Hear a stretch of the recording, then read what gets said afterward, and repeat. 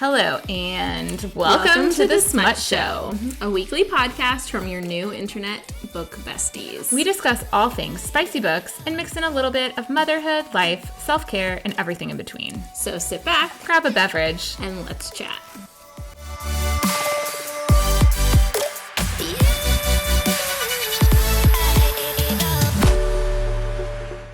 Hello, and welcome to the Smut Show. I'm Rachel. And I'm Neely, and we are here with Jewel E. Ann. Jewel E. Ann is a Wall Street Journal and USA Today best-selling author. She's written over 30 novels, holy shit, including Look the Part, a contemporary romance, the Jack and Jill trilogy, a romantic suspense series, and Before Us, an emotional women's fiction story. With 10 years of flossing lectures under her belt, she took early retirement from her dental hygiene career to write mind-bending love stories. She's living her best life in Iowa with her husband, 3 boys, and a golden doodle. Jewel, welcome to the podcast. Hey. I was the most random follow-up question to that. Okay. Because this just came up, like I was just yesterday talking about this with a friend. Since you worked in the dental field, did you brush and floss your own kids' teeth for a really long time? Yeah, I mean, I brushed their teeth. I don't know what you would call for a really long time. I did a little bit of flossing to teach them how to floss. I don't think any of them floss now. I am like, my kids are psychotic about flossing. Like, so my kids are almost 6 and 8.5, and we still brush and floss their teeth for them. I love it. Neely. No, that's so great. I mean, I had like the electric toothbrushes for my kids. That's what we do. But my son just got braces off. He had them on for a year, and he just got them off. And so, especially during braces, we were like really adamant about it because I was like, there's no way you're going to be able to do this appropriately. I love that. But my kids would never let me. My dentist is married to my kid's dentist. And so I've known them. Yes. I love that. It's a family situation. Well, when I had they all have great teeth. Yes. When I had Liam, I was like, hey, like, do you have like a children's dentist that you recommend? And he's like, oh, my wife, which I like kind of knew in the back of my head his wife was. And I was like, oh, yeah. So we've always gone to her. And one day I was chatting with her and she was like, oh, we brushed and flossed their teeth till they were like 12. And I was like, I feel so much better. Yeah, I didn't quite make it that far with my kids. And I have boys at that. So I wish my boys were more into my boy who is 8.5, like doesn't even, I still lay his clothes. He does not care. If I'm like, Liam, get clothes out. He's like, can you just do it? Like, you pick such good ones. And I'm my oldest, I have 2 girls, so it's a little bit different of a world over here. But my oldest came in the other day and she was like, did you know that so-and-so's mom still picks out her clothes for her? She's in 3rd grade. And I was like, yeah, but you would never let me pick out your clothes. And both of the girls were like, you're right. Charlotte? No, they don't look cute ever. They are wearing like mismatched every day. Like when we have mismatched dress up day, like that's just normal life. I'll show you, since this isn't on, this is my kids today. Oh, they look so, but you picked those out, didn't you? Charlotte picked her, I'll get like her leggings and stuff out for her, but she picked out her dress. I mean, she's in kindergarten and she's like pretty vocal. I mean, didn't I show you her outfit the other day where I'd put leggings out for her and she put a tennis skirt on over it because she was like, I'm wearing a skirt. Yeah. But it was cold. And she's like, I was like me having to let go of the control. I'm like, it's like, actually, to me, one of the more challenging parts of parenting is being like, okay. It is nice though, because they know now, like when I tell them they have to wear something, they don't argue with me because that's like, it very rarely happens. It's only for like special occasions or like we did family pictures this past weekend and I was like, this is what you're wearing. And they don't argue with me about it because they're like, oh, mom never does this. So she must be serious. We can go into 1s and 5s because the next thing I say, we'll go into my 5. So Perfect, tell us, Neely, your 1 and 5 star for the week. I'm going to start with a 5 because it's the more fun, obviously. But we are going to a media preview tonight at the Galleria Mall in Dallas for Snow Day, Santaland. We go every year. Fun. It's like our favorite event to do. It's essentially like you take this train, you basically like sit on like a mock train and like stuff goes by the windows to make it look like you're like taking a train to the North Pole. Then you get off and you go through Santa's closet and into Santa closet. Okay, it's really cute. It's really cute. It's like a mix of Narnia here. It's a lot happening, but we get to do our Santa picture tonight, and then I'm like, check off the list. Yeah, there you go. Nice. So yesterday Liam was like, have you picked my outfit for Santa pictures? And I was like, yeah, it's laying out like it's like by your desk. And he was like, okay, that looks good. Like he was like very, he's like, all right, worried. I approve. Charlotte. Meanwhile, I picked out Charlotte's, and she like stands there and looks at the dress for like a solid minute, says nothing. She goes, there's no pink. And I was like, well, it's a Christmas dress, Charlotte. So it's red and white. And she's like, I guess red is. And if you put those two together, it would be pink. She goes, I guess red is kind of like pink. And I was like, I'm like, I felt like the girl in Devil Wears Prada who's holding up the two belts. She's like, I know, they're so similar, and like anxious about which one she's gonna pick. This is how I feel trying to get Charlotte. I'm like, are you gonna wear it? Yeah. What's gonna happen? Are we okay? But my kids love this, and it's given me something to threaten them with all week. You know, like, hey, like if y'all aren't, you don't listen, we're not gonna go see them to tell them. Because now this is my favorite time of year where I can use, do I need to text Santa? Like, yeah, I can't do that at my house. It's very sad. Oh yeah. You've got a lot of leverage this time of year. Yeah. Yeah. Rachel's never done Santa with her kids. Like they don't do Easter Bunny. They don't lie to their children. I know. It's as Rachel. It's so my third grader is mad at us about it. She was like, why didn't you just let me believe in Santa Claus? And I was like, listen, you had to go to therapy for something down the line. And if this is it, then you can go and talk about how your parents stole the magic from you. I mean, I will tell you, Santa, we've talked about this, but like Santa is something I believed in for a very long time. I don't think I'm like traumatized by finding out Santa. This is why I'm traumatizing my children now. But I will say, not for a second did I believe in the Easter Bunny, because I was like, no way can a bunny hip hop his way around the world all night and deliver that doesn't baskets. Make sense. Like Santa has a sleigh. Like the math is not mathing with the Easter Bunny to me. Yeah. And the Tooth Fairy I believed in for a little bit, but my parents would give us just like whatever cash they had on hand. So it was like one time I got a 20 and I'm like, I feel like it's weird that like I'm getting significantly more money than my friends. We did have to have the conversation with them. We do this every year about this time, right? And where you don't tell other people. Do not tell other people. Like this is, something that a lot of kids believe in, and that's so great, and we love that, and that's so fun for them, and we need to not be the people that tell. And my 6-year-old, don't be the people whose kids go around at Halloween and be like, my mom said you're going to hell because you celebrate Halloween. Like, let's not. Let's not. And never. Those people are ridiculous. But my 6-year-old was very like, yes, we have to make sure that we are kind to all of the people that believe. And if they ask us about Santa, we can just say that we love Santa because we do. I mean, like I will say, like, as a 41-year-old woman who like clearly knows the truth, I still think Santa is magical. I still think like it's so magic. Like, I don't think enough people talk about how fun it is to have kids at Christmas time. Like, yeah, it is fun. It is. We still have fun. Everybody who's out there worried about us, they still don't worry, guys. Still have fun. They still get presents. Like they still get presents. Yeah, they're okay. I will say did switch. We switched last year. Santa only does stockings now because I was getting a little tired of Santa getting credit for like the really good that's a good way to do it. Yeah. So Santa does stockings. He brings the fun little stuff. He still helps. We discuss with Santa what everyone's getting, but no, Mom's getting credit for the hours I spend looking for things. So anyway, so that's your 5-star. What's your 1-star? I slept weird and my neck hurts.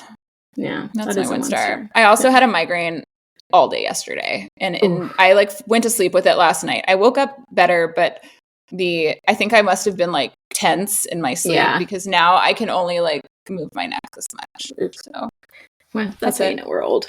Yeah. Jewel, do you have any 1-stars and 5-stars for your week? Oh gosh. Where do the 1-stars begin? Oh no, that's not good. Monday.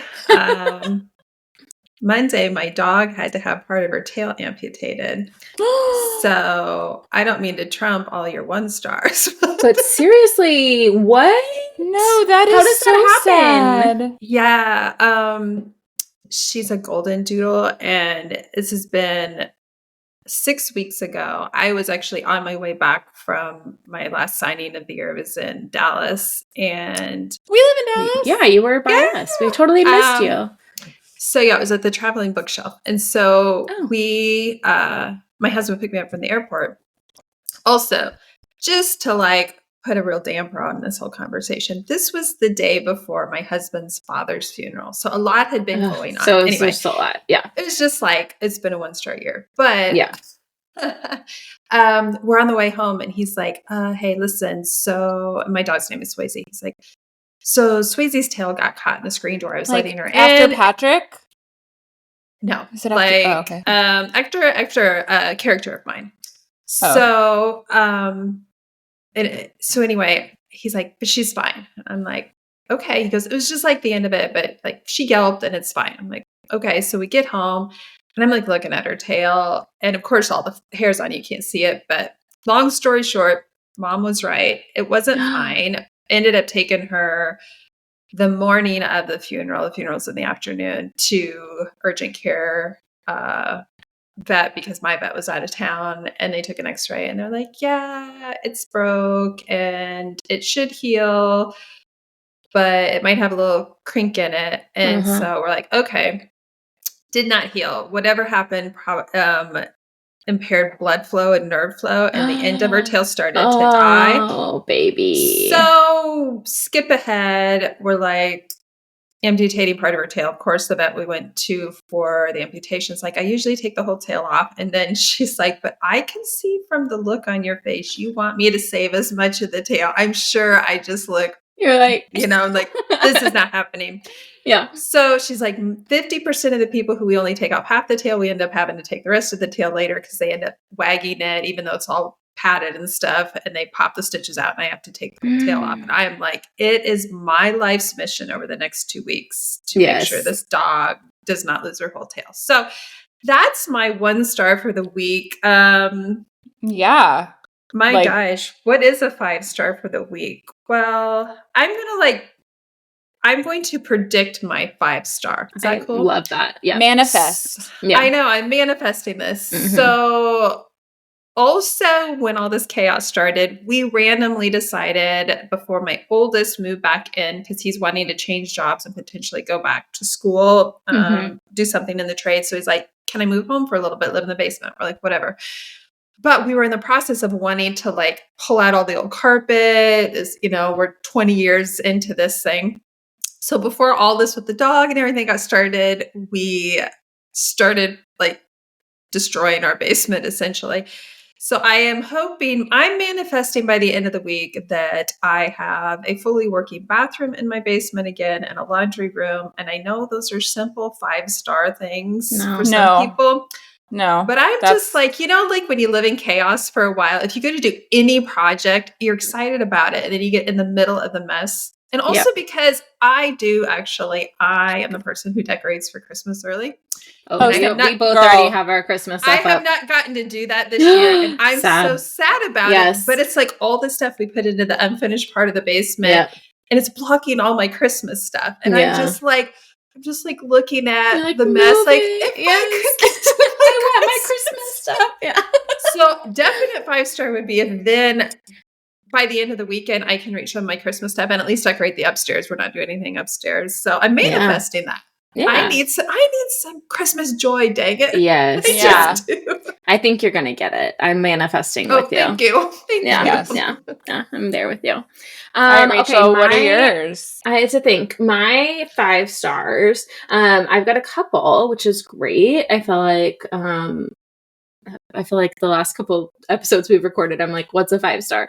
But I'm also manifesting a great weekend because my children are going to be gone and my husband's going to be gone. So we've got to camp out this weekend. Is it your weekend? Wait, are they, is the other, one child's going, right? And then is the other going to Graham? So my youngest is going with my husband. They're going on a camp out this weekend. And then my other, she'll be with me Friday night. And so we'll get to have like a mommy-daughter date, which will be lots of fun. And then on Saturday, she'll go to my parents' house. And so she's going to go spend the night there. So I get a day to myself, which I'm very excited about. So that's definitely a 5-star. My other 5-star, okay, so Brian, my husband, for Christmas last year, he gave me 12 envelopes. So like open one you haven't every updated. month. I feel like I need to post them in a while. I need to post. Some of them were not appropriate, so I couldn't post, and so then I had to but the one from this month, he wrote me a poem, which is just like the sweetest thing. And he is a theater, like has a theater background, Jewel. So like he not only wrote it, but then like read it in like monologue form, like he like acted it. Love it. It was so funny and really like very sweet too. So he did a great job. So he did that for me this morning. He was like, "Are you ready for me to?" He was like, "My poem is ready. Are you ready for me to act it out?" I was like, "Yes, I'm ready." So that's really sweet. Yeah. So that was a 5-star. I think my 1-star is laundry related. Yours was a 5-star because you're going to get your laundry room back. Oh. But my 5 or my 1-star. Somebody sent me something that I didn't know was noise. It was going to be loud. Yeah. My 1-star is that I feel my girls are 2 years apart, but they're the same size clothes. So they share all of their clothes. And we have it. I've like hacked laundry kind of where we have like a big shelf in our laundry room with baskets for each of their, like we have a shirts basket, a pants basket, a dresses basket, a pajama basket. And so everything, instead of folding it and taking it upstairs and putting it in their room or like hanging it up or anything like that, I'm like, y'all are all sharing. I'm not dividing this between rooms. You're sharing. So they go in the baskets and they can pick out of the basket like what they want to wear. But I have to go now and switch everything over to winter stuff. So I have like all of the winter stuff put away, but we've gotten like a cold snap in the last couple of days. Because the highs the next 5 days are 85 degrees. So that's what's tricky is I have to put like some of their cold stuff out. But it's cold in the morning. Yeah. So this is why Charlotte today is wearing leggings with a short sleeve dress and a denim jacket. Because I'm like, we're just layering it. Exactly. So I have to this is the weird time where I have to figure out how to like put a mix of their summer stuff and winter stuff together. Dresses and leggings. In the baskets. So I have to do that this weekend while the kids are gone. While everybody's gone is when I'm determined that I'm going to spend time like taking everything out, reorganizing, getting rid of anything that doesn't fit them anymore. And I'm just like, I've literally never had more than a few hours at my house by myself without my kids or my husband.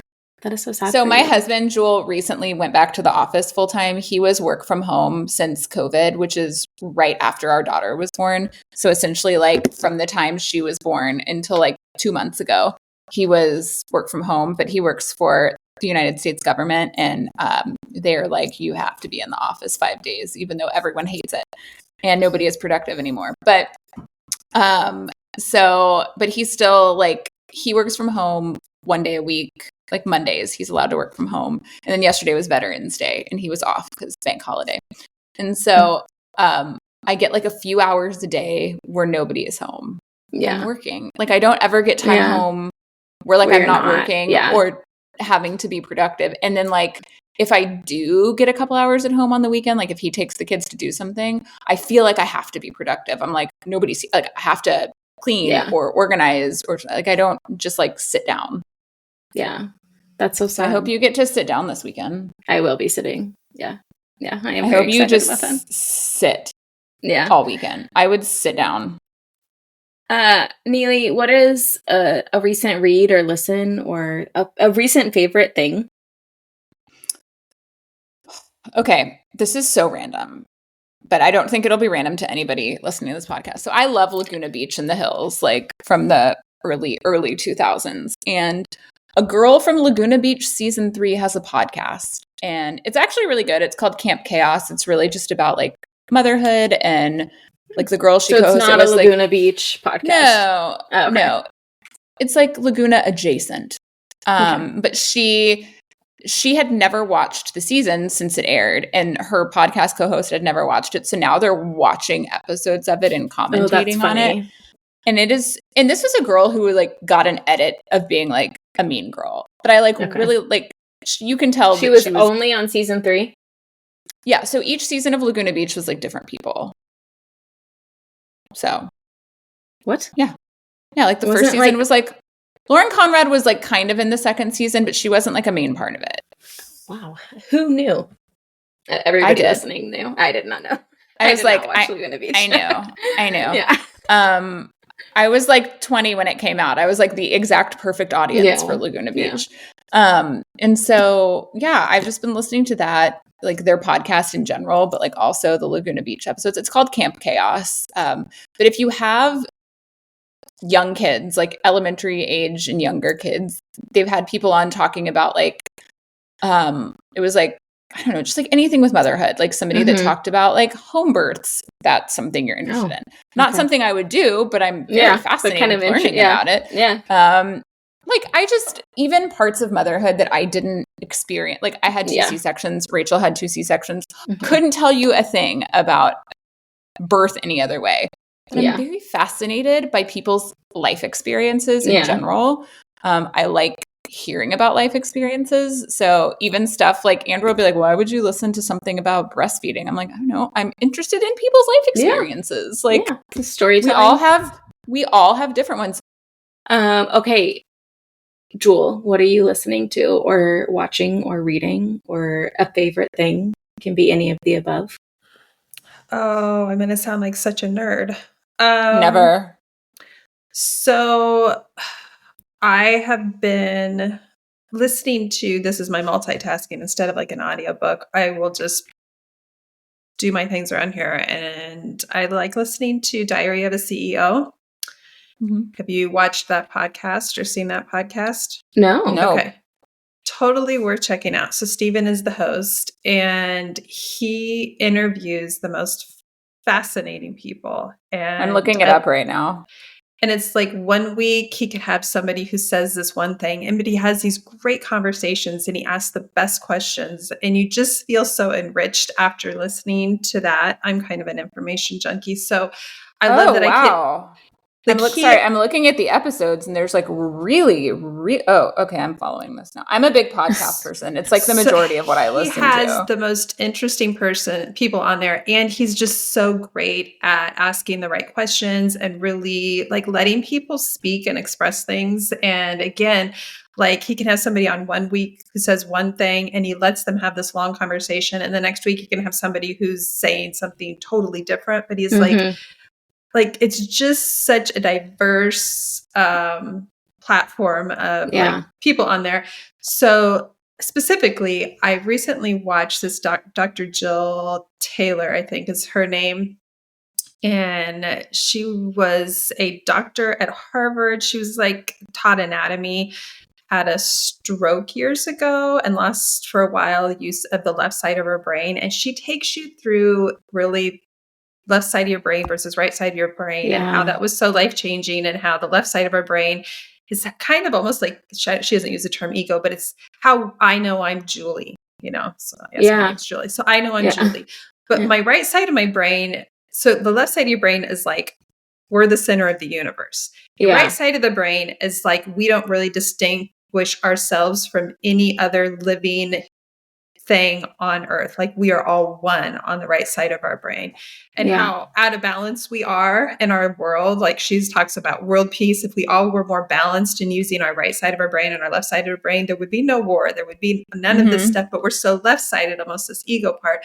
But her love for life, I cried numerous times during this podcast because of her personal experience and her love of life, and that she just wishes people valued themselves more, and how we're so all beautiful and miraculous, and we need to love each other and accept each other no matter what. It's kind of like Neely talking about. It's so interesting to hear, even if somebody does something different than you, that's okay. Like, it's interesting to hear that. Yes. And because it really is a reflection of how we are all, on one hand, very different, but we're all connected. By the way, side note, if you want me to talk on it, I had 2 of my kids at home. I birthed them. I would. I really would love to. I mean, circling back. Well, so I'm looking. I've done both. I'm looking. I do.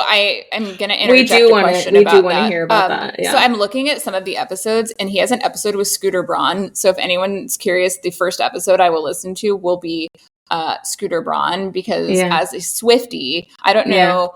And I didn't listen to that episode yet, so I just kind of cherry picked my way through. So if I find a new podcast, I kind of do the same thing. Did you ever listen to the podcast? It's probably still on. I just haven't looked in a while, how they built this, or how it's a podcast where they would have different I remember what you're talking about, founders on. Like, there was a whole episode, may she rest in peace, with Kate Spade. There was an episode with the founder of Soul Cycle. Like, there's really like interesting, fascinating, the founder, oh God, I cannot think of the name of it now, but like so many different like founders, women, men, all of this, and how they built this, I think is what it's called. But when I first found it, I kind of like cherry picked, and then I just went back and listened to everything. But I love finding a new podcast for this reason, because I do find it fun to, like, kind of like what you're saying, like, I like learning about people's ideas.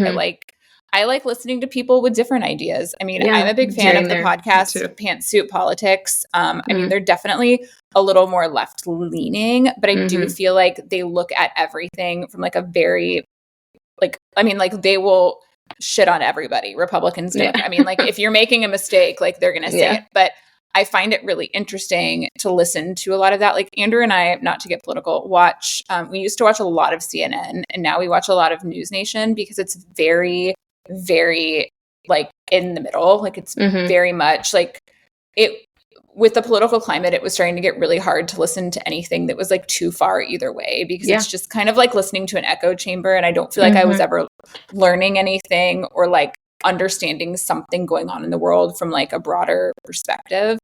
So I know that's like a very deep thing to say, but I think I think that podcasting is a great has become such a great avenue for storytelling and hearing people's stories and perspectives. Okay, so I need to know about the home births. Tell us about, before we even get started, because that is like questions. Not even in the realm of possibility. So my oldest was born at 24 weeks, so we had a very early.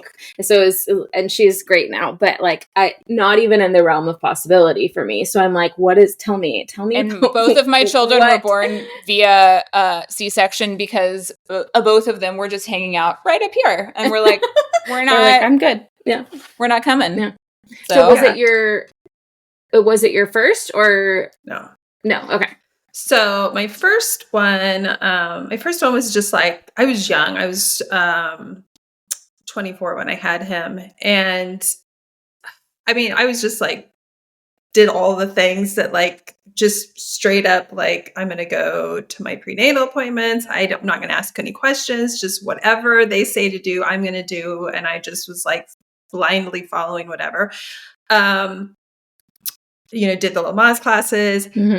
At his, when he was born, which I was somebody who was like, I want to nurse my baby. I know I'm new at this, but it was like my mom had done it, my grandma had done it. Like, this is kind of like, I wanted to do this. I had him on a weekend, and he wouldn't latch on. I don't know if we're like going into this level of conversation, but girl, we are. We go into all levels of conversation. He would latch on, and I had this nurse who had been there. There's kind of a funny story with her, but she had been there. Like, I felt like she had the longest shift in the world, and she's like, honey, not everybody can breastfeed their child. That's okay. Let's just give the baby a bottle. And I'm like, but I want him to latch on. And I'd read these books and I'm like, it's really important if I'm wanting to nurse him to like not, I was like the whole nipple confusion, like of course at this age. And you feel also very like insecure because everything's new and I'm young and it's my first child and I'm just like surviving the moment.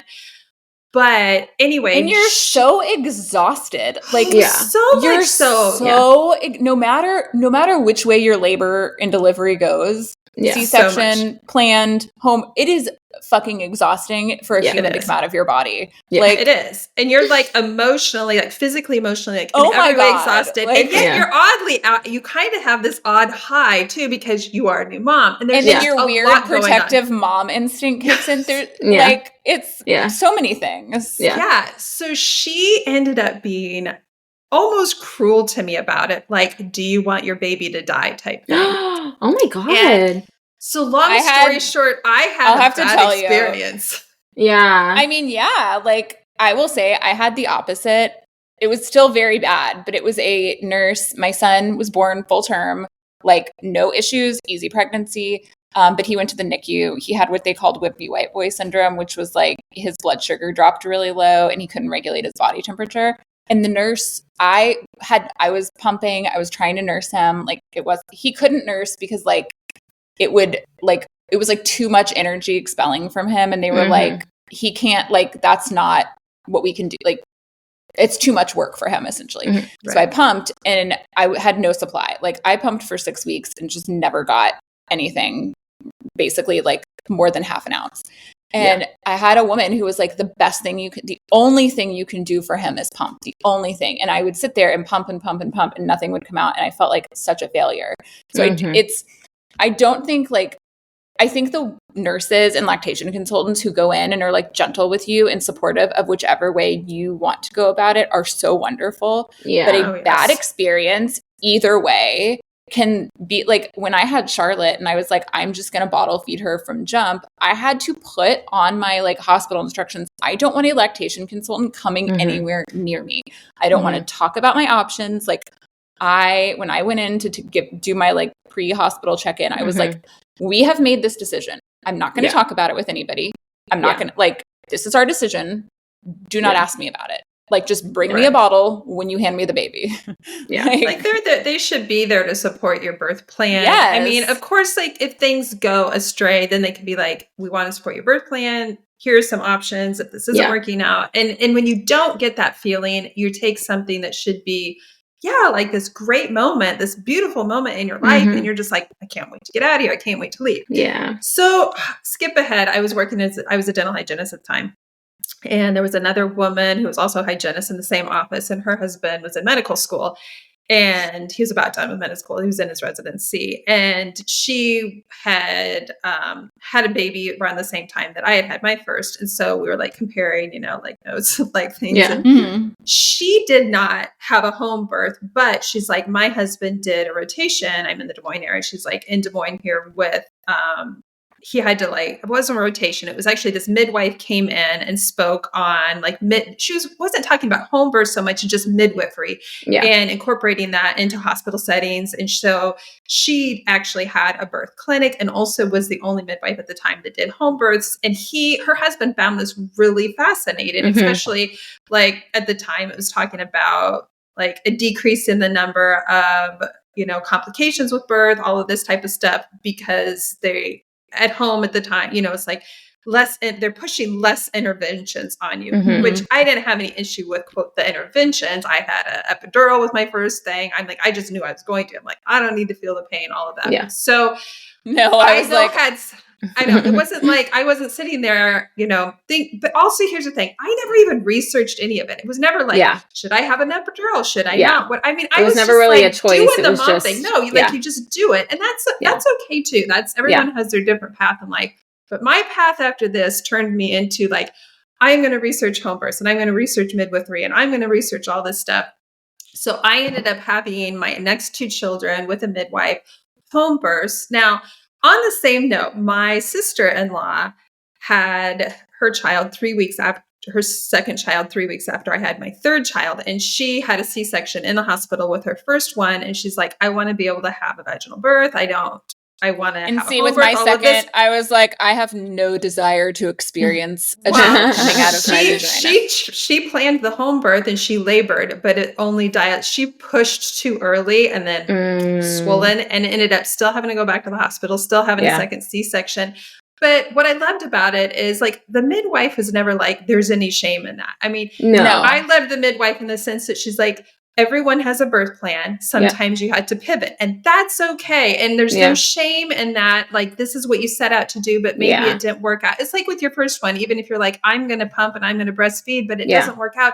That's okay. We have to be supportive of women and whatever they do. Exactly. My husband looking at me and being like, there's no sense in you being miserable. Like, 100%. Like you being, because he was getting 95% formula already. So it was like, there's absolutely no sense in you like trying to kill yourself to pump constantly. And like, you know, he wasn't like, oh, I mean, he always, thankfully, I married a man who was like, your body, like whatever you want, you do. And if I wanted to breastfeed, he was there helping me figure it out. If I wanted to bottle feed, he was doing them with me. Like there was no, but it's, okay. So what is the difference? And this might be a stupid question between a midwife and a doula. So a midwife is the person who's actually helping you labor. They are usually at least a nurse practitioner to be a midwife. So they're qualified to like, should you need an episiotomy, even with a home birth? Should you need to be stitched up? A doula is a support person. A doula is not doing any of the medical part. They're there like, what can I get you? How about your breathing? Also, doulas can also kind of be an advocate for you when you get in a hospital. That's part of like the birth plan. Because you can also go with the birth plan, and the doula is going to advocate your birth plan for you. Yeah. So you can also have them in the they can both if you choose to have a hospital, like a natural hospital. Okay. I don't even like to say natural because all birth is natural. I got very fixated on that when I had a C-section and somebody commented on my Instagram and said I took the easy way out. And I a little bit lost my mind. Y'all should see. If only you could see all of our faces at that. Well, I mean, I do think still in the year of our Lord 2025, there is so much shame around women having C-sections. Yeah. Whether you decide even getting pregnant that you want to have a C-section or you decide, or you just have one. Like I was in labor with Liam for 13 hours. I didn't even dilate to a 1. And my sweet OB looked at me and she was like, do you want to keep going? And I was like, I don't. Yeah. I do truly know. In my room for the 13 hours that I labored was my mom, my dad, my mother-in-law, and my grandparents, and my husband. And I was like, I would like everyone to leave and just get the baby out of me. Yes. Like, I am done. Like, because my mother-in-law kept being, she's not going to listen to this, but she kept being like, I'm so cold. And I'm like, I am so sorry. This is so inconvenient for you. What can we do to make you more comfortable? Are you okay? Like, I'm over there like, then I have Andrew over here eating Chipotle. I'm like, you're all about to be murdered. Like everyone is leaving this room. I'm about like, I need this baby out of my body. And I do think it would have been nice to have someone advocating for me. Like it's, I just think birth is great, whichever way you go about it. And I love hearing your story because like, you're so birth positive. Like, just birth, just healthy baby. Like, first and foremost. It is that. And I think there's so much shame, but it goes like both ways. I mean, it's like, here's the thing. People shame some people who have home births. People shame people. They weird. Do. I mean, or they shame, it's like, sometimes we feel like we have to go out of our way to justify our own our own actions. And the way we do that is to put other people down. And it's like, it's weird. I would never put anybody down who didn't have a home birth. One of my births was not a home birth. And I wouldn't want anybody shaming me for not having a home birth the first time, having an epidural the first time. And here's the thing too. I was probably more defensive when I was younger too, also about everything I did, and that I was very defensive of it. And I did the best that I could. Nothing that I did was the wrong decision. It wasn't ever that too. I will tell you, after raising 3 kids, I've made a million wrong decisions. And if I had to go back and do things over with the knowledge that I have now, would I do things differently? Probably would.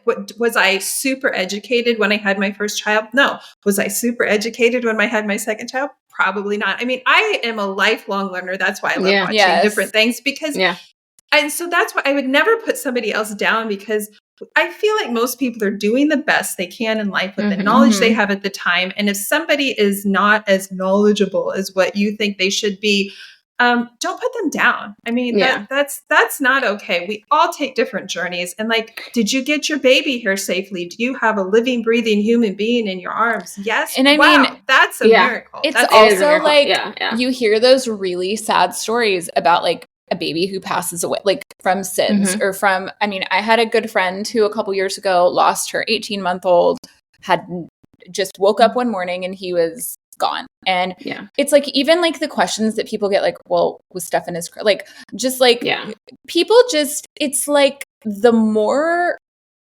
advanced we get in the world, the more judgy and opinionated people get about, like, first of all, I don't think there should ever be judgment. I think the opinions about things that have nothing to do with you, like if somebody chooses, like, I feel like I got a lot of shame about not breastfeeding. Like I got a ton of shame about it. Like I remember texting a friend who breastfed and be like, hey, like I'm going to stop pumping. Like, can you get, like, I didn't know what to add. Like, how do you wean from that? How do you stop? I have no idea. How do you stop? And instead of being like, oh, hey, like, here are some things you can do. It was very much like, well, are you sure you're making the right decision? It's like, I'm not asking your opinion. No. Yeah. Like, I didn't text you and say, should I stop? I think as women, especially, like, women need to be supporting what other women choose and being, congratulating them for making the decision on whatever it is. And it's just a sad state of affairs that, like, I'm almost 9 years into parenting, 10 years since I got pregnant with my first. And I'm like, we're like still having these conversations. Yeah. Like we're still doing this, even with all the knowledge and like, it's just, and I think, I don't know, I could tangent about that for 5 days. Yeah. But welcome to our birth podcast. Welcome to our birth podcast. But no, let everyone do what they want. Just I feel like we do have a lot of women. I mean, a lot of women listeners. I feel like 99% of our listeners are women. But we have a lot of listeners who are moms or who want to be moms and who might have, some of these different experiences. And I do think it's helpful to like see your own experiences that you've had in other people. That shared experiences are kind of what make our world so wonderful. But into the podcast interview, Jewel, tell us your villain origin story. So because I have to go back because when you were talking about the podcast earlier, you said Julie. So do you want us to call you Jewel or Julie? You can call me anything you want, and I will respond to you. I am in real life phonetically Julie, spelled Jule. No one ever pronounced it correctly. They mispronounced it as Jewel. My middle name is Anne. So my mother, who gave me my first name, also suggested my pen name when I was raising young boys. Julianne. Middle-aged ones. She's like, phonetically have it be Julianne. And you'll be used to people calling you Jewel because they have your whole life, even though Jule in my world is pronounced Julie. But my husband has always called me Jules, and you can't go wrong. If I will respond to whatever. Well, because you were talking about it and you were like Julie, and I was like, oh my god, I've been saying it wrong. No. And that's, I think, even going to signings and anything book related. I though am not used to calling myself Jewel unless I'm introducing myself as an author. I still don't say Jewel. I just say Julianne, which people are like, way to say your whole name. Yeah. But if I'm just having a conversation, even if you come up to my like table at a signing and we're talking, I will just say, I'm Julie.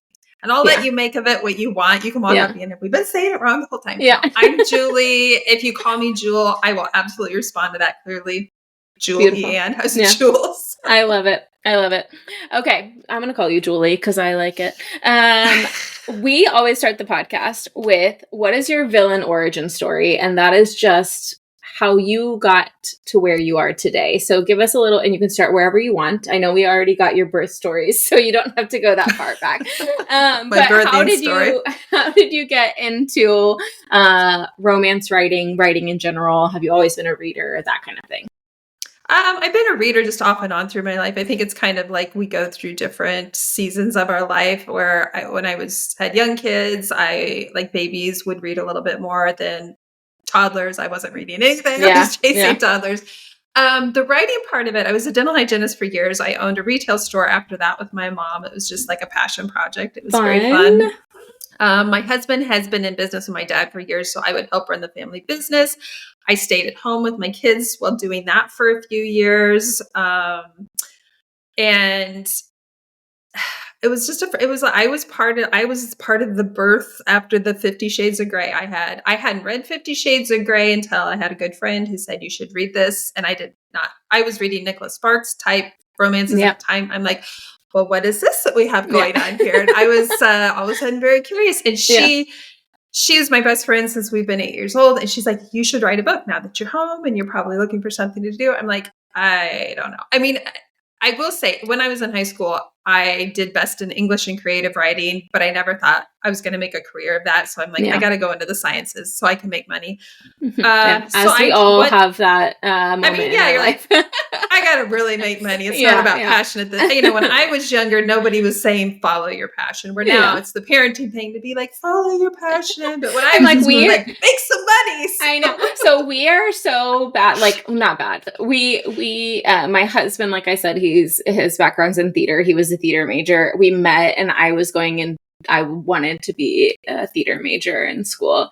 And he was like, don't do that. Like you look at my life. He had already graduated college at the time and was acting around the DFW. I mean, his life was very unstable. And so, and my parents were like, if you're going to do it, minor in business, like you need to get like something, like you need to have something practical too. So we always joke because I did not end up majoring in theater and pursuing that. But we always joke, like anytime my girls are like, I want to study art. I'm like, you go to art school, girl. You just get your art degree. Because I was like, no, everybody was like, don't do that. But now we're like, you can do that.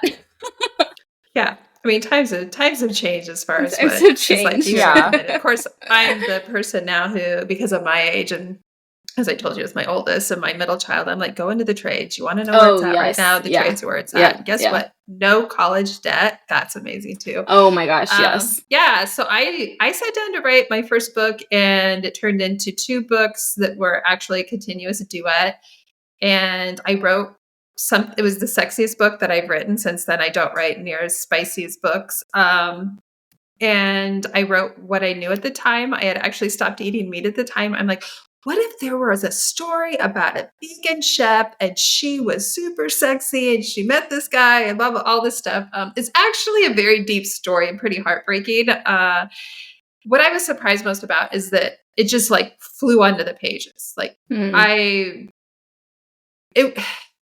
I saw somebody at a signing one time. She brought over this art. She's like, my husband drew this. I'm like, this is amazing. She goes, no, what is amazing about this is when he wasn't working during COVID, he decided to just for fun start drawing. And she's like, he had no idea that he could draw. None of us did. We were all surprised that he had this ability because he had never tried to do it. And then he's like, oh my gosh, I can just do that. I'm not meaning this arrogantly, like I'm the best writer in the world. I am not. But I found out quickly I could just write.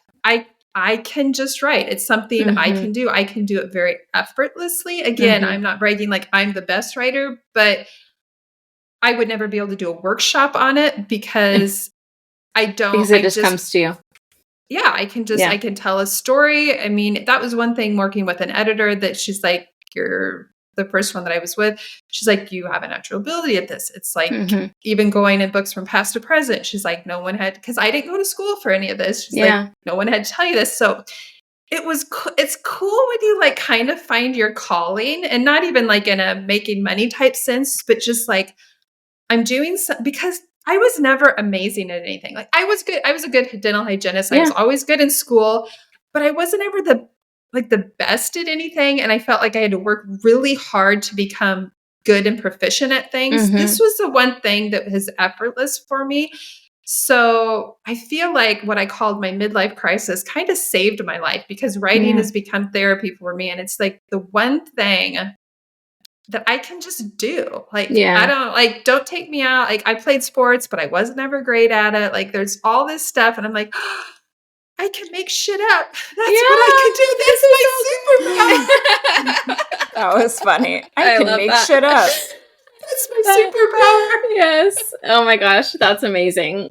Okay, so what made you've written so many books. So let's talk a little bit about your most recent release, The Homemaker. Tell us a little bit about the book, tell the listeners about it, and then talk about what made you decide to write this story. Yeah, well, I'll actually start with what made me decide to write it. I had somebody who messaged me after Taylor Swift's Fortnite album and all that came out, and she said, "Hey, you should write a story inspired by Taylor Swift's song Fortnite." And I was like, yeah, that's a great idea. In my mind, like, thanks for the message. I will never do this. I've got too much to do. It planted a seed, and then I started obsessing over it. And then I started listening to the song, and then I'm just like, this idea came into my head, and that's how this was born. This was inspired, not based off of, inspired by Taylor Swift's song Fortnite. And I live in the Des Moines, Iowa area. So this is set right outside of downtown Minneapolis. And I have made many trips up there with having kids and climbing competitions and going up to Minneapolis. My husband's a Vikings fan. So, and my friend and I had recently stayed along these lakes. It's kind of the chain of lakes area. And while I was up there with her, like, I'm going to write a book set up in here. There's like these multi-million-dollar homes, just like really rich, but these are not like all modern. These are like older lakes, but you have like older ones, but then some of them have been redone and they're more modern, and it's just really kind of this cool area. So that I was like, I'm going to write something here. And so that's kind of what inspired it. This is essentially about truly a homemaker, think 1950s homemaker. And what I've always found interesting, because I have a friend who lives in Arizona and she has nannied for really wealthy people over the years. And she's always like, they're interesting mythical creatures, like these really wealthy people. And she's like, the things they hire out. And so I'm thinking, at the time, I'm like, what would somebody who just had more money than any one person should have, like what weird things would they hire out to have done? And that's how The Homemaker was born, that I was going to have this rich family who the husband was going to long for the days of his mother and grandmother wearing an apron, cooking in the kitchen, canning and jarring and gardening and wearing like a house dress with the apron. And he's in his 50s. He's approaching his wife like, you should be more like this. And of course, they've already raised a child. And she's like, if you want a homemaker, we'll hire you a homemaker. So that's what they do. And so that's kind of the homemaker gist of it. But in essence, the story is also kind of a second chance romance because, and this happens early on in the book, this is no spoilers, so this Alice takes this job as a homemaker, and their adult daughter is coming home for the summer with her fiance to plan their wedding. Then they're going to be moving to New York. And when the daughter shows up with her fiance, this homemaker is like, I know him. Of course, she doesn't let him know that she remembers him because there's kind of a tragic thing that happened. And he doesn't think she remembers her, but they 8 years earlier had a 2-week Fortnite love affair when she rented like a vacation rental from him where he lived in the upstairs and she was in the lower. So this goes back and forth to past to present. So how did they meet? What happened 8 years earlier? But now this is my favorite kind of story. I'm like, and she's living in the guest house. So it's like, she's kind of the neighbor, kind of like in the Larry's Fortnite. And there's like this longing. And of course, his fiance does not know that anything happened between them. And he doesn't even know if this Alice remembers him because there was a tragic incident. And so I love the like slow burn, the longing, the like he loves somebody else. Yes, does it have that love triangle feel to it? Yes, it does. But I love that. I just love the messiness of it. And I love when timing is just awful of like, I moved on and then I fell in love with somebody else, but now you're here. And do I love her the way that I used to love you? And I like it messy. When I first heard the song Fortnite, I thought she was saying, your wife brought us flowers. I want to kill her. And every time I hear that song now, I just think about the amount of Taylor Swift lyrics that I got wrong in my head. I love that song, by the way. Waters flowers. Yes. I know that now. I was like, I don't know what the actual line is. But I love she waters flower, but she's like, but I want to kill her. Kind of like she's perfect. You chose somebody who's like everything I love that song I probably could never be. Yeah. Sing that song live. So I went to Era's post Tortured Poets. So jealous. Listen, it was jealous. Like when I tell people who aren't, they're like, how was it? And I was like, oh, I cried the whole time. Like I literally, especially during that song, it looks like a movie, the way that they do it on the stage. And it's such a heartbreaking song. I mean, really so much of that. I think the reason that show was as popular as it was, other than the fact that it's Taylor Swift, is just like how cinematic so much of it is. And it's very different seeing it in person than watching it. I mean, I had seen clips of it before I went because it was like hard to avoid for 2 years. Yeah. Because when she came to Dallas, it was my birthday weekend, but we were moving and I couldn't go and I couldn't get tickets. And then, there was like Europe and the whole world. But when she announced the last like 12 or whatever shows were going to be in the United States, and they released tickets, I somehow got tickets for Miami, and we were like in the 14th row. Like we had just insane tickets, and it was truly life-changing. And this is also a Taylor Swift podcast. Yeah. It truly is. It always comes back to Taylor Swift. I love that you kind of talked about how the story is a messy story, which I feel like is something that is a very realistic, tends to be like a much more realistic story than, like a typical romance or rom-com or whatever, where you get like a meet cute of the mess. Like, yeah. And I think there's a time and place for all of those things, but I think it's the messy ones that tend to stick with you.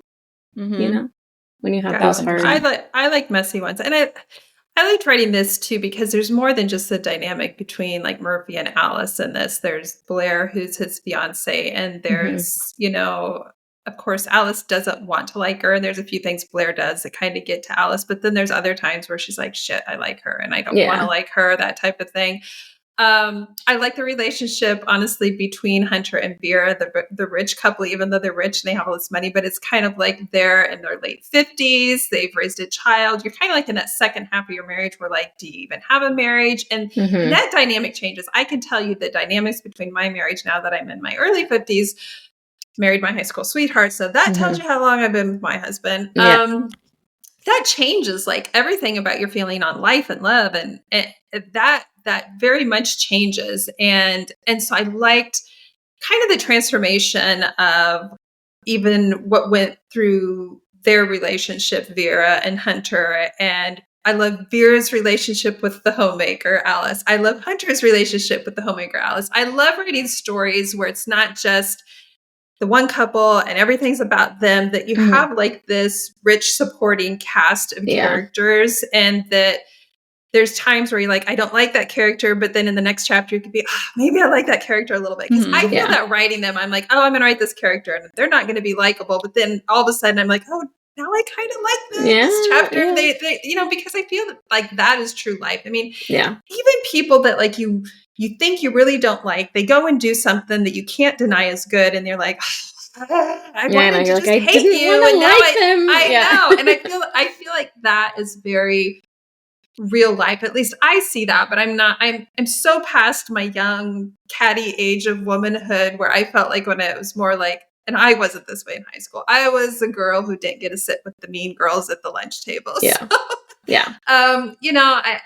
I love writing those stories. I probably even struggle sometimes with some of my stories falling more into women's fiction if I am too heavy on the supporting cast and I'm not putting this love story front and center.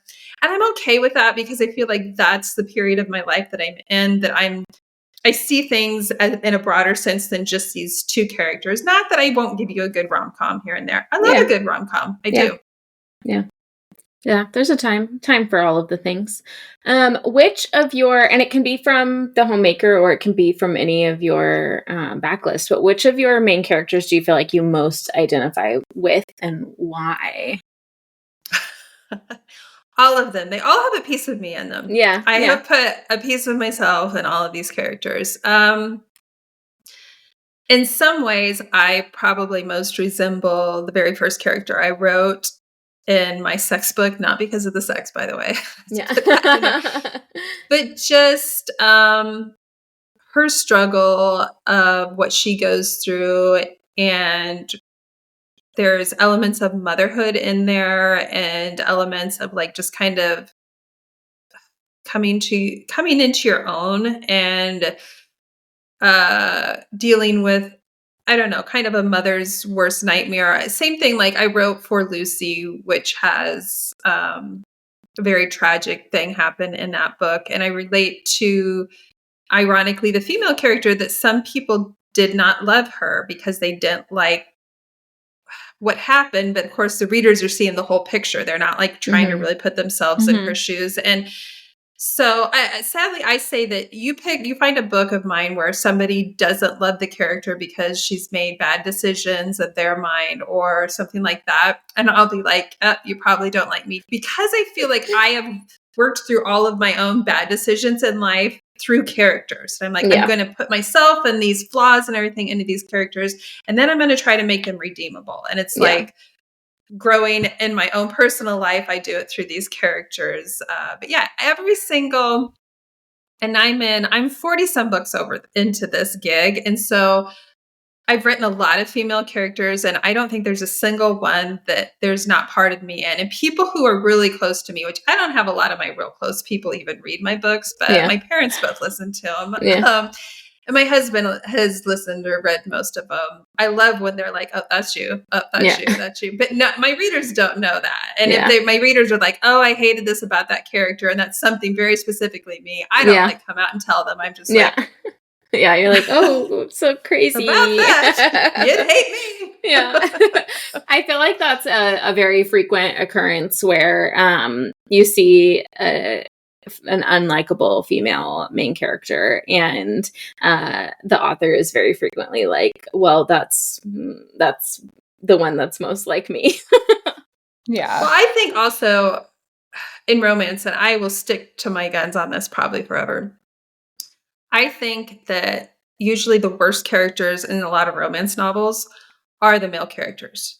The male characters can do almost anything. And everybody's like, oh, but he's hot and sexy, so that's okay. And or he talks dirty to her in the bedroom, so that's okay. And I start to feel like this old lady when I'm like, no, that's actually not okay, girls. Let's not make that okay.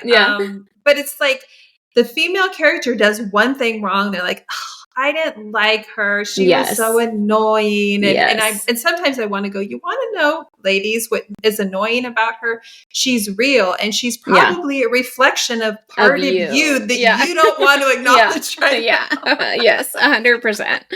100%. We were just talking about that with another author recently about how we have these things reflected back to us. And those are typically the things that we're like, oh, we don't like that. Like, I know. You should think about why that is. Okay. Obviously 40 plus books in, you've probably written many scenarios under the sun, but what is a trope either that you haven't written or maybe one of your favorites that you've written in the past that you would like to revisit? Oh my gosh. I love a good enemies to lovers, but I've written a lot of enemies to lovers. It's just because I love writing banter. That is one that is easy for me. I love writing friends to lovers. I like writing friends to enemies to lovers. So I like writing something like where they're friends in childhood and then something Neely, happens. This is you. And they become enemies later in life. And then, so then there's that love-hate relationship. I like so that. Good. It's so good. I just love, but I love writing banter. I have to write banter. I don't know if there's anything that I haven't written much of as far as like tropes.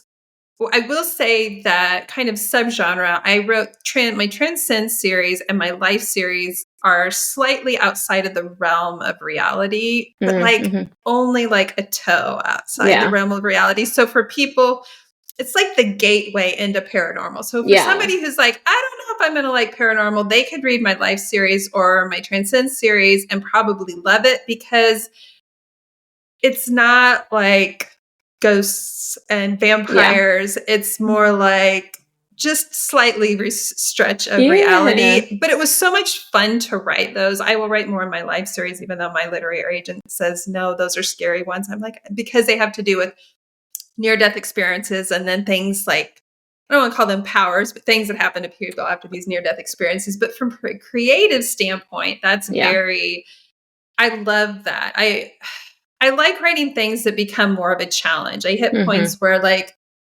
somebody can write an office romance forever and just like, that's their thing. And that's so smart. But by the way, that's smart. If you are a new writer, write the same damn thing all the time, because that shit sells. If you're like me and I'm like, everyone is going to be different. I can't be marketed. I mean, that's kind of like my lot in life is, well, we don't know how to market you because you're all over the place. I'm like, I'm all over the place. I got something for everyone. I love it. I love that. I am a big paranormal fan, so I say do it. I don't read paranormal, but Rachel really loves it. I love a paranormal. It's fun. And I love when I'm a big romantasy reader too, but I love when it is truly a paranormal and it's like reality, but not, but could be. Yeah. I don't know. Who are we to know? Well, you can like kind of make up your own rules, but just a little bit. It's not the level of world building as romantasy. Yes. Like a different realm type thing. Like that's the part that just, I don't know if my brain stretches that far right now. Yes. But like, I like kind of making up a few rules. Like the idea of reincarnation is fascinating to me. So yeah. No, I think that, the world building that's why I think that's why I can't get into stuff like ACOTAR, because I'm like, this is too much work. Like, and I love reading it, but I'm like, I don't know, and I'm never going to say never on writing it. I feel like to write it would just take so much planning. Like you would, like, I feel like you'd really, it's almost like when people, it's like a meme, like the guy with the board of like trying to figure stuff out, and it's like arrows. Like to me, and Julie, I don't know if you're a plotter or a pantser, but I am a pantser hard, and so I feel like you can't pants a romantasy. Like you got to know what's gonna happen. You got to know where you're going. Well, and especially if it's gonna be a series, it's like not only do you have to plan like your book, but you're like, I gotta like figure out how this is ending. I'm talking like before I start with the end almost and work your way back. Yeah, no, I don't plot anything. And so I know that would be a fail for me. That was kind of when I started writing for Mont Lake here, and it was my first venture into trad publishing. I was like, well, they can't ask for an outline.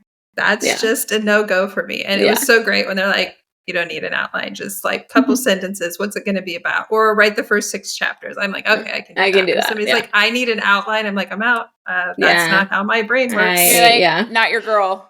No. I can give those you, like, voices have not told me what the story is yet. So. I can typically give you like a couple of beats. Like I kind of know where, like what the third act conflict's going to be or that kind of thing. But like, it could probably don't know how you're going to get there. Though, right? Nope. Yeah. Like we'll see. Like there's a couple things I'll have like a scene or like a line that comes into my head where I'm like, oh, I want to like make sure that comes in. And so for sure, I could not write. I mean, I could if I wanted to, but it would be a big stretch. Okay, well, kind of along those same lines, how do you decide what you're going to write next?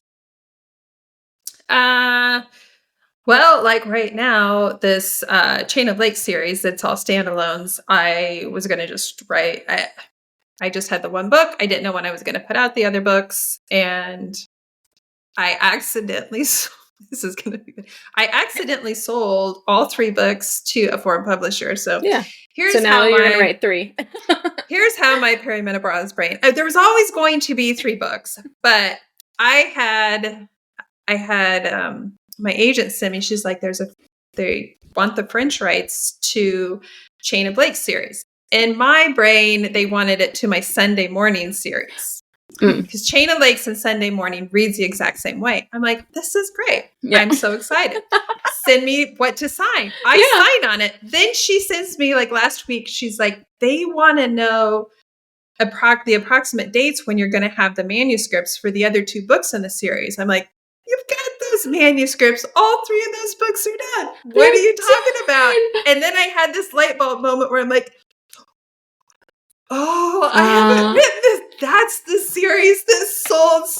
So I will be writing. This would 1000% happen to me. Yeah. It's just like, so you have to be cool, right? You're like, yeah, so let's see. You're like, let me check my calendar. June? I don't know. Like, yeah. So for my indie books, because I don't count, because these are indie books, even though they're being sold like to this French publisher, I will need to complete this series probably in the next 12 months, write these other 2 books. But at the same time, I do have things out on submission with trad publishers that one of those could pop in. So, but the Chain of Lake series is what's going to be next. But normally when I don't screw up, it's just like the wind, like literally a breeze hits me and I'm like, that's the book that I'm going to write. And it could be suspense. It could be contemporary. It could be anything, but I don't have that like long-term, unless it's a series and I'm having to commit because I'm selling my books to a publisher. Right. I just really am like, whatever the mood strikes, whatever song inspires something. I mean, do you feel like it's just out there like you have everything figured out? I don't know. Too many people. Some authors do. Some authors are just like, I've got 5 years figured out. I'm like, I could probably tell you. Well, I know that. So I'm mid-series right now. I know I'll wrap that up, and then I know what next will be like a duet, and so I know that. And then I have like ideas, but it's all like an ideas note. So I feel like from there you can kind of go like, oh, I think this idea might take root. Or I feel like I'm going to get to that point and be like, what am I in the mood for? What's going to happen next? So I don't know. I do feel like there are people who are like, no, I don't care what mood I'm in. This is what I'm writing next, or this is what, is coming 5 years from now. And I'm like, I don't know that I could do that. Yeah. I mean, the good thing about Chain of Lakes is I did have the second book figured out. I've actually written a couple chapters of the next book, and it's kind of fun because I'm actually bringing a character from one of my older books, but I'm not telling anybody who that is. And I'm waiting to see how many readers early on when they go to read this book are like, I know this character. Yeah. But it's complicated because this character is like an epilogue character, like happily ever after this couple had a baby type thing. Yeah. And so it's not a name that's even going to stick out. And it's going to take a while for somebody to be like, wait a second. But it would be a very fun Easter egg for the people who have read all of my backlist. And so Taylor Swift of you. It is Taylor Swift of me. And I'm so glad too. All this series was going to be Taylor Swift songs, by the way. But I was listening to this song a while back that after I had written the first few chapters, and it was the perfect song inspiration for this second book. And I'm Which song? It's not a Taylor Swift. Oh, I'm not telling anybody that yet. Okay. All right. But it's not Taylor Swift. Yeah. But it's not Taylor Swift. Yeah. Have you ever? Which would be a shock because everything is. Yeah. Have you ever read the book The Playlist by Morgan Elizabeth?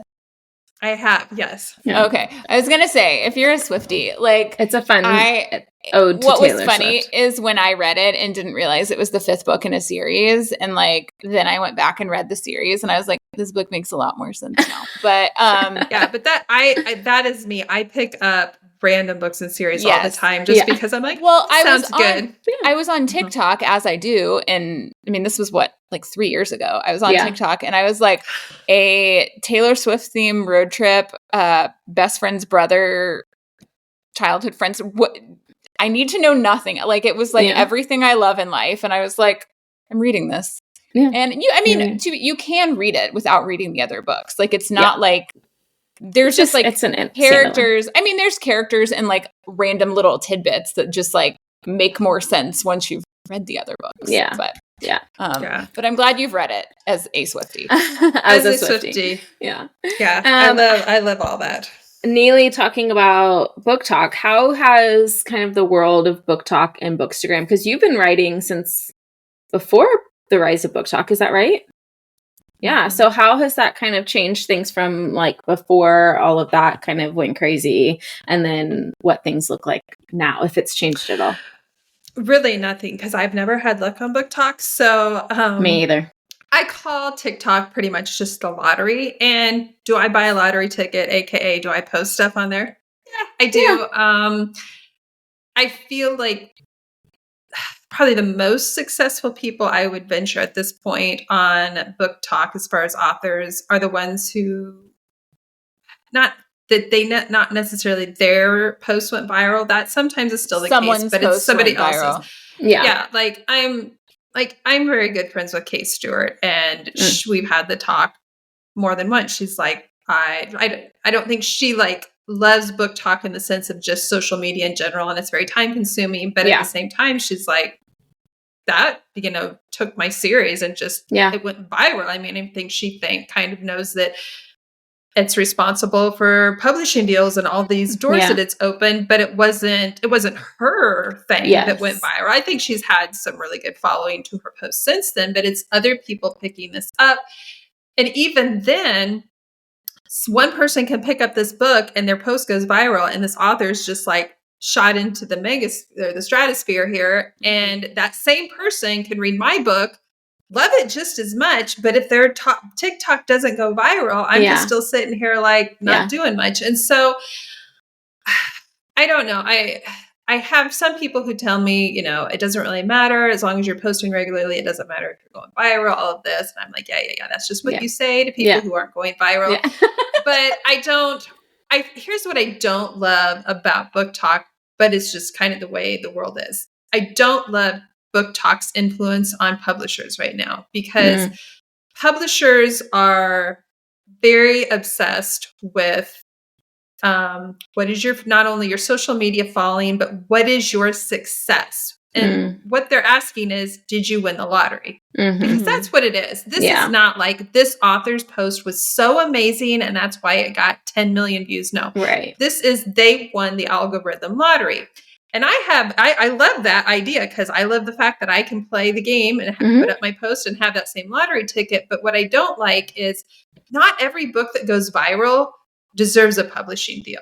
There's plenty that do, but there's some that probably aren't going to do as well, or a publisher would have never picked up that book in a million years had it not gone viral. So I don't like submitting to publishers and what's more important to them than the story, the chapters you've sent them in or anything is like, what's your success on social media? Because you're just like, that's the part that I don't love about it, because now I loved indie publishing because I thought it was a breakthrough that trad publishing was no longer the gateway to people getting their stories to the masses. Yes. That was amazing. Yes. But now we've gone backwards. Now we're saying that things like TikTok is the gatekeeper to getting a publishing deal. Yeah. Or getting a good publishing deal. Right.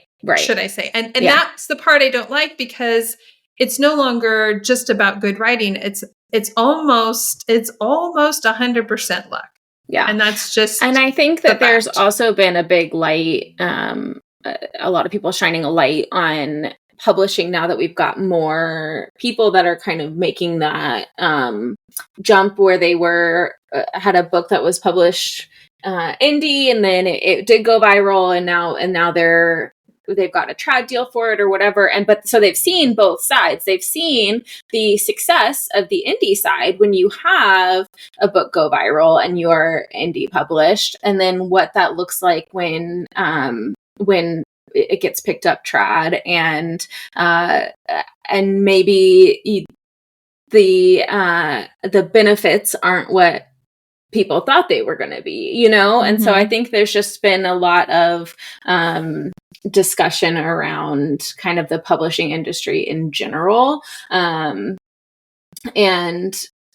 what is being picked up versus what isn't. And I don't know, it's a really fascinating discussion to be a part of. And yeah, like you said, a bit of a lottery, playing the lottery. It's a lottery, and it's evolving too. And I'm not even saying it as a bitter author who's not gone viral, because if I had one of my books either via my own post or somebody else's post go viral tomorrow, and all of a sudden that opened up the door to like bigger trad deals, I'd be like Kate Stewart, and I would 100% give credit where credit is due. Like, I won the lottery. I mean, and I wouldn't be like, my books are awful, but I squeezed by here. I feel like I write good books, but I'm not, but I would also say there's a lot of other people out there who are writing just as good of books who aren't having this level of success, because there is so much luck in this world of publishing. Well, and I know that. Yeah. I would say too, look at someone like Taylor Jenkins Reid.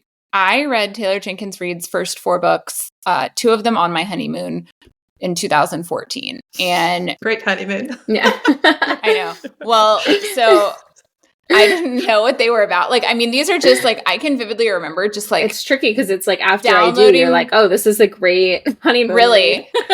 Didn't know what it was about. I mean, it's still a very good book. And I've said a million times in this podcast, I prefer her first 4 books over any of her recent books.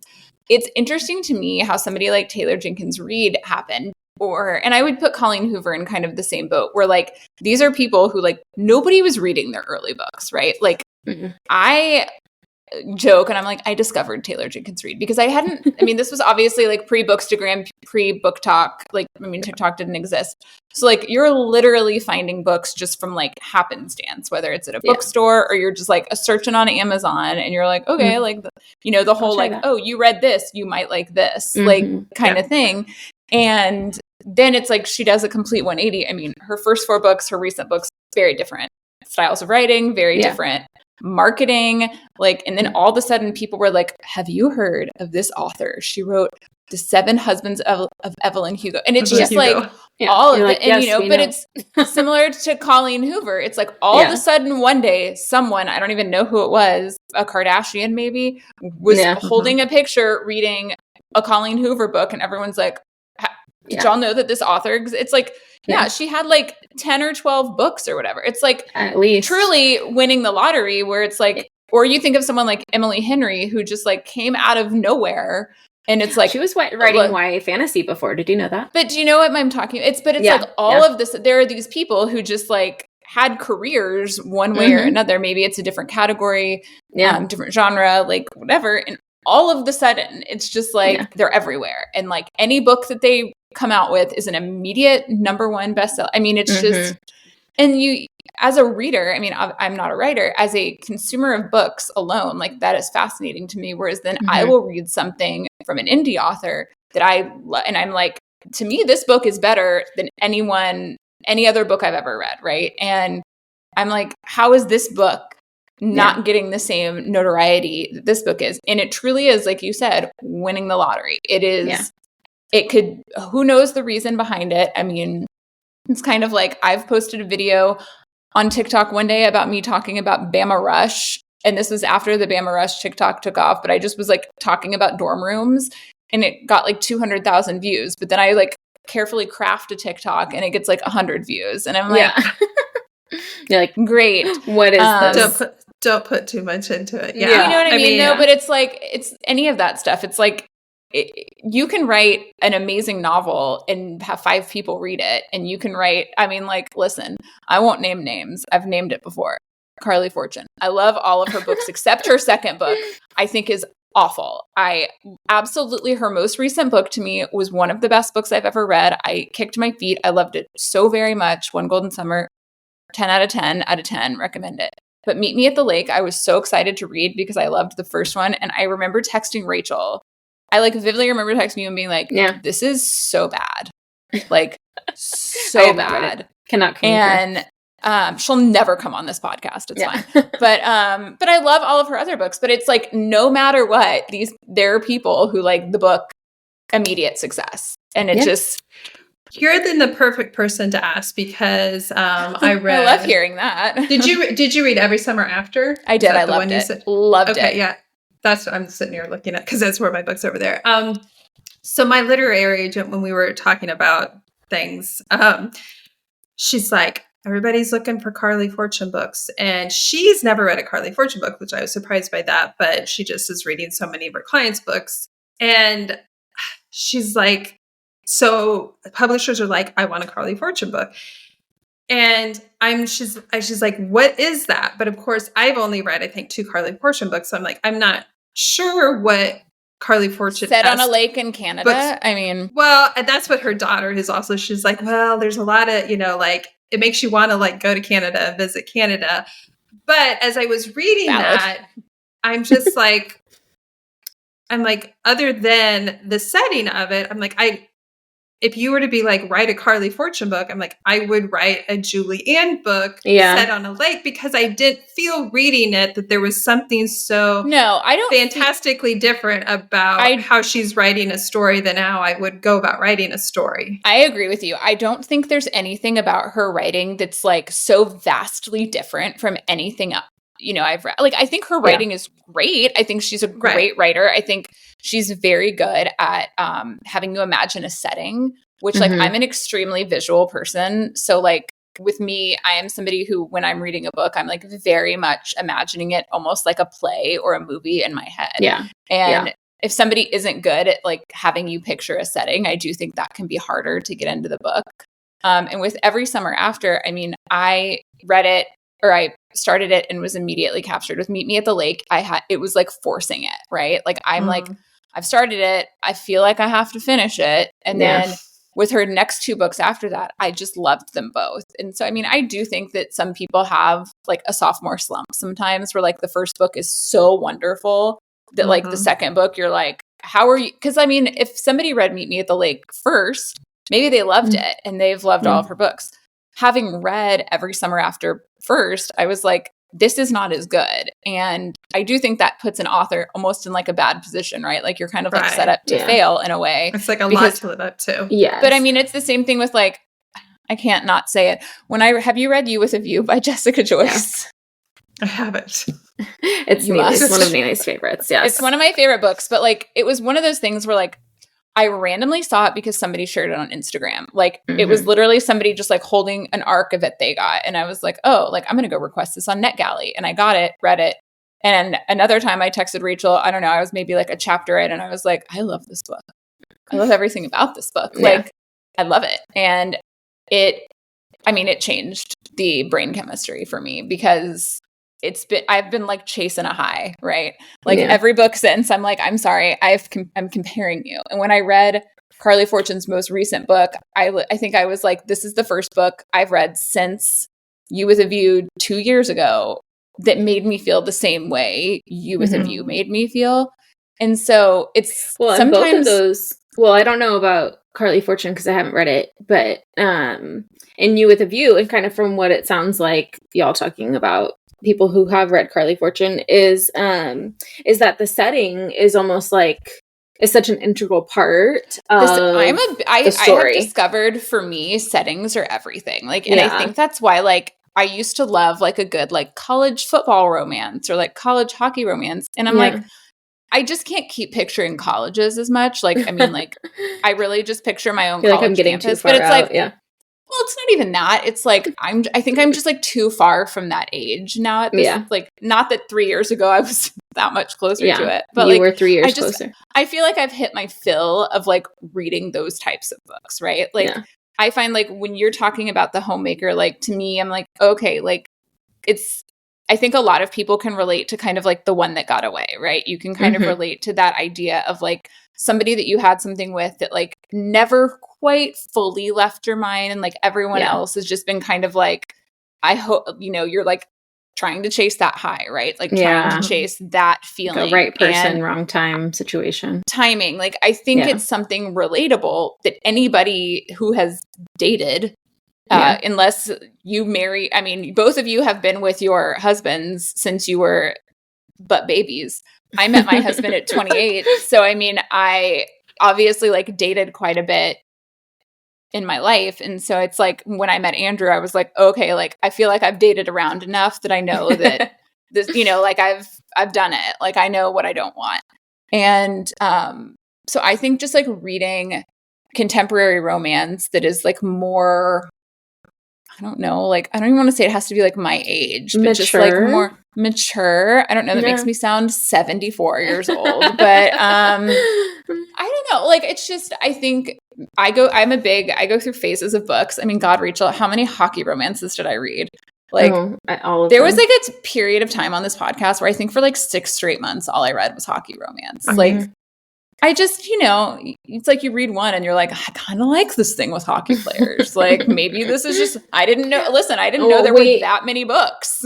Yeah. We always talk about too with the hockey romance was, it was a foreign concept to us. We live in Texas. We don't, like, we have a really good hockey team in Dallas. We do, the Stars. Yeah, but like nobody that I knew growing up played hockey. Like that wasn't ever a thing. Meanwhile, my son's best friend is a hockey player. Like well, he like plays on a hockey team. My husband did play hockey. I still have his vintage high school hockey sweatshirt. But I think I've said this on the podcast, but I remember in 8th grade, a guy being really into hockey and me like putting on like a Red Wings game at one night and like trying to like know enough to where I could be like, oh, did you catch that Red Wings game? Like I can vividly remember doing this to be like, so funny. Hey, like I'm a cool girl. Like I watched a hockey game last night. And I just remember thinking like, I've never been so bored in my life. Yeah. You know what I mean? It's like it's Friday Night Lights, okay, Texas. I know. Clear eyes, full hearts, can't lose. Like that's what I want to read about. But Iowa's a big football place. Like, isn't Iowa like a huge football state? Iowa's a big football state. I mean, Iowa, we don't have any professional teams, like, but like college Aren't a lot football. of people Cowboys fans in Iowa though? I have friends that are from Iowa, and like she was telling me that like there's a lot of Cowboys fans. She must hang out in a different circle. Yeah. So I would say most people in Iowa are going to probably be more like Vikings fans in Minnesota, or they're going to be Chiefs fans because we're close to the Chiefs. I am originally from Colorado, so here's the thing. I'm a Broncos fan, and I was for years. My husband is a Vikings fan, and his team just never can like make it happen. And so I just like, I will choose teams now, and this drives my husband crazy, and probably anybody from Texas won't like hearing this. I now just pick players that I like. Yeah, and therefore, there are players on. I'm a Cowboys fan, but there are players I root for on other teams. Yeah, unless they're playing the Cowboys. Like I was like so like I've been like watching the Commanders because I liked their quarterback until he got injured and is out for the season. But like I like him too. I'm like back into the Broncos because they're just having a great year. The Broncos apparently have also beat the Cowboys for 30 straight years. Who knew? Had no idea. Wow. It's like since like 1990. It's like literally since the Cowboys were good. They don't play each other often. It's like every couple of years kind of thing. But apparently the last like 9 times they've played each other, the Broncos have won. And I'm like, my husband lived in Texas. He's originally from Minnesota. That's where he was born. But he lived in Texas for quite a few years. And so they then during that time became Cowboys fans. And it was funny because I know, right? So it's kind of really like being a Vikings fan right now. But it's interesting. A friend of mine who I met in the book world, and she passed away a few years ago, but she lived in Massachusetts, and she was Patriots. She was a Cowboy fan, and it was so funny. I'm like, how what? Hard that must be. She's like, I just had to be a Cowboy fan, and so anytime she went to one of the book bonanzas with me, and we were like in the gift shop, and she's like, look at all the Cowboy stuff here. She was like, I wonder if it was the book bonanza that Rachel and I went to, where we just hung out in the lobby because we didn't have tickets. But you went to a book bonanza and just hung out in the lobby? I mean, it was late one night. We just drank. We drank with authors. Like we were just like meeting up with, because we had started the podcast at that point, like a few months before, and so we were just like meeting up with authors that we had talked to. and just like gotten drinks with them. We them. live very close to where it was hosted. So, okay, circling back, getting us back on track. Julie, do you have any advice for aspiring authors? Let's see. What is my generic advice? No. This kind of comes on like the whole, when I was telling you about like my agent saying, oh, publishers are looking for a Carly Fortune. I believe authors should look for their own voice. And that is the voice that you try to sell. Don't try to be any other author. Don't try to be like a Harley Fortune or a Colleen Hoover or a Julianne or anybody like that. Like find your voice, honor your voice. And that is how you are probably going to find success. But more than that, you're going to stay passionate about it, because it's exhausting, I imagine, trying to be somebody else. Do you know what I mean? And I feel like that is the thing. Like, oh, this is popular. Colleen's popular, so I'm going to write Colleen Hoover books. Well, I'm like, well, you can't, because you're not Colleen Hoover. Yeah. But you can be just as popular as her, but be yourself. And so I have friends who started writing, and that's just what I tell them. I'm like, stop trying to be anybody else. Like, find your voice and then refine it is what it is. I mean, always be a student of the writing craft. I hope I never stop trying to improve my craft. Yeah. Yeah. That's great advice. I love that. That is really good advice. Generic. That's really good advice. Okay, the last question we always ask people is, what is a have-to-read book that you are always telling people about? Of my books, or just of any book? Of any book. Oh, so a book that maybe changed you. You can pick more than one. It can be fiction. It can be nonfiction. It can be romance. It can be whatever it is. So bad. This is a hard question. I know. I probably just don't have one that stands out. I will go back to my friend Kate Stewart, only because I'm the rebel. Like, everybody loves the Raven Hood. And so in conversation about that, I'm like, I liked Drive. Drive was my book. Drive was the book. I know everyone's into the Raven Hood. Raven Hood is great, but Drive is my book. So I kind of go back to that, because I think actually in the terms of like storyline, that's the one that I kind of fell in love with the most with her, because when you realized what was going on and happening at the end, you're like, oh, this is really brilliant. This is super smart. But I don't have any one book. Yeah. Isn't that terrible that I like that stands out to me? I feel like that goes to show too that like every reader is going to like, I mean, you're going to find a reader for every book, if that makes sense. Like, you've got your super popular series, like she is obviously so known for the Raven Hood series, but then you're going to have people who are like, oh, but this is my favorite one, and it's just maybe a little more under the radar or whatever it is. So, yeah. Okay. Are we ready for a rapid fire this or that? Go for it. My dog is snoring next to me. I'll start. I think I know the answer to the first one, but Taylor Swift or Sabrina Carpenter? Taylor Swift. Okay. By the fireside or by the ocean? Fireside. Or a fireside by the ocean. That'd be even better. Truly. Okay. Tortured Poets Department or Life of a Showgirl? Tortured Poets Department. They're so different. Okay. Like, they are so different. That is not even like a fair comparison. Yeah. I will say though, like, as much as I love Life of a Showgirl, and I was one of the people, I'm not somebody who like listened to it and was like, I hate this. I actually loved it from jump. Yeah. But you cannot, like, Tortured Poets Department is literally like if you were inside someone's emotions during two breakups. It's like Inside Out for adults. It's like if you were in someone's brain during a situationship that you thought was like far more than they thought it was. Like, it's like almost traumatic to listen to. And I'm in a happy marriage. And I was like, this is hard to hear. Okay. So, there's more to unpack. And then in Life of a Showgirl, she's just like, now I'm getting dicked down by a guy that's like, could kill anyone. So I hope. Well, it's like have a couple kids, got the whole block looking like you. I mean, I love that HEA, but I'm like, that's all it is. It's a big HEA. Like, there's no that's story. Why I love it. That album is literally like if you just ate a bunch of like, to me, it's like if I ate an entire bag of Nerds gummies and then danced around my house. That's what it would feel like. That is what I love it. But that's okay. That's my vibe.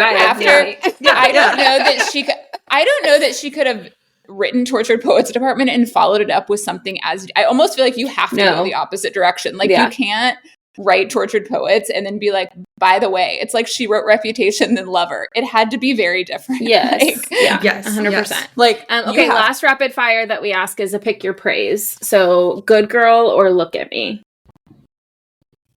Look at me. Oh, I like that she really, I mean, y'all really can't see her face, but she was like, hold on, I've got to contemplate this. Yeah, she really had to think about that. Probably because Look at Me and Good Girl, I don't know if I've ever put either one in a book seriously. I'm sadly at the age where when I read some of that in books, I just kind of like...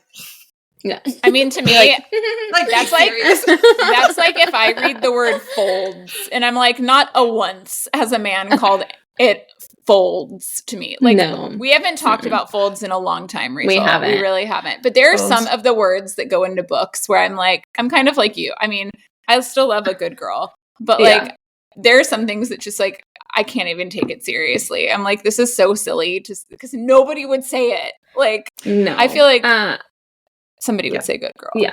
And Julie, where can people find you? In Iowa, obviously. I know, in Iowa, in my house, under a rock. And you will never find me, right? No. Now, you know, I'm probably on Instagram the most. Of course, I'm on everything. I'm sure I'm still on X somewhere. I have a YouTube channel that occasionally I put up a vlog. If somebody's really needing to ask me a question, I tell people to email me, and that's all on my website at julienne.com. I'm on TikTok. Follow me at all places. But if you like, where's she truly hanging out and looking at her messenger, I'm probably on Instagram the most. It's most tolerable. Yeah, I don't even know how to find my messenger on TikTok, y'all. Like every now and then I'll stumble across it and I'm like, I don't know how I got I didn't know. You can find the podcast everywhere at Smut Show Podcast, and you can find me everywhere at Rachel_M Lewis. Neely, where can people find you? You can find me everywhere at Neelykins, except TikTok, where I'm Neely Moldovan, but please don't message me there because I will never see it. Yeah, she won't see it. Julie, thank you so much for coming on the podcast. And listeners, thank you for being here, and we'll talk to y'all next time. Bye. Bye.